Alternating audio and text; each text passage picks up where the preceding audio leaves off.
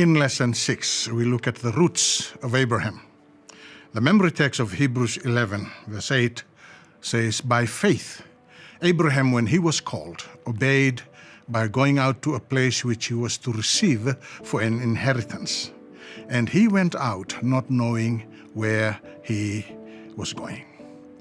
In the next 3 lessons, we will journey with Abraham to discover his response of faith, the covenant of faith, and the obedience of faith. To understand Abraham's root, you have to go to the context of his calling. And first is Abraham's departure out of Ur.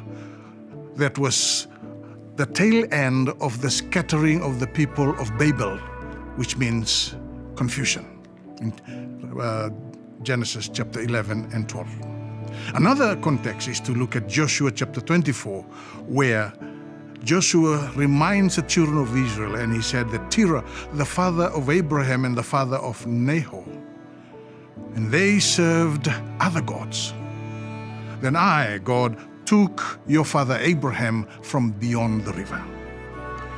Abraham, first of all, was called to leave a confused community because it was part of the scattered community from the Tower of Babel.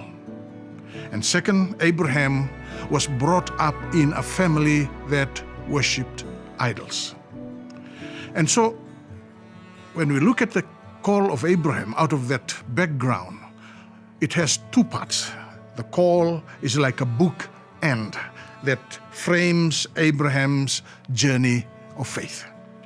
First, in Genesis chapter 12, verse 1, it reads, "Now the Lord had said to Abraham, get out of your community, your country, and your family, and from your father's house, to a land that I will show you."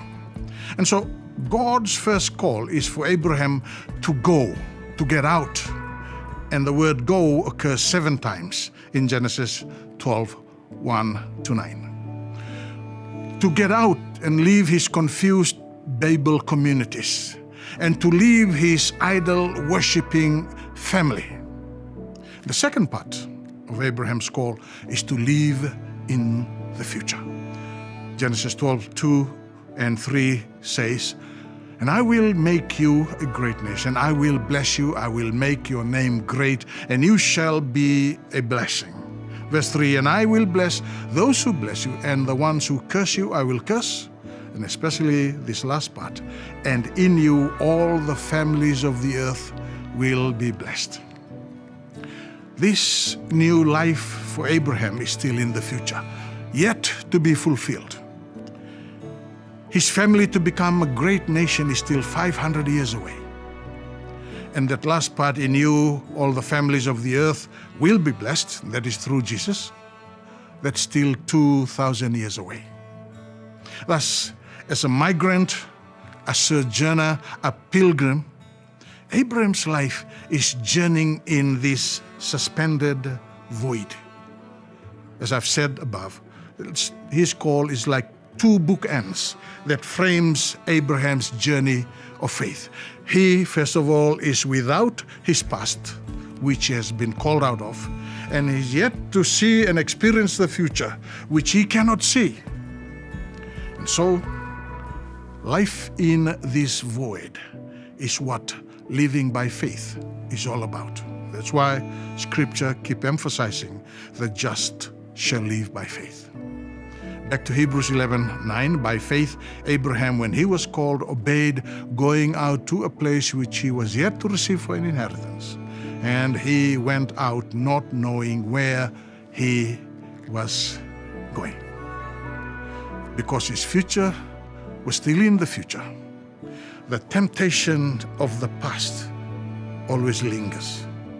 Life in this void challenges his faith and can challenge your faith and my faith as well.